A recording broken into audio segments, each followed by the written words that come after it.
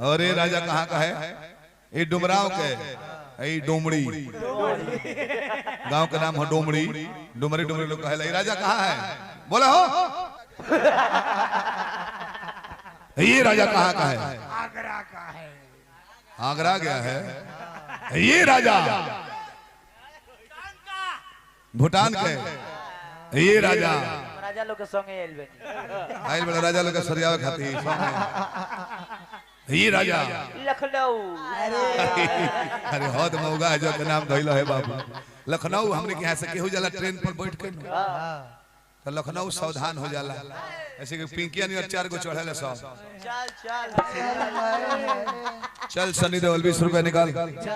जहाँ देरी कोई लो नहीं देगा तुरंत ले प्रोजेक्टर बाबू हार दी है सब देखे खातिर। चल हट। अब लाजे बाल बच्चा ले ले बड़ा तो हमारे ऐसा ही गोले लेके भाग।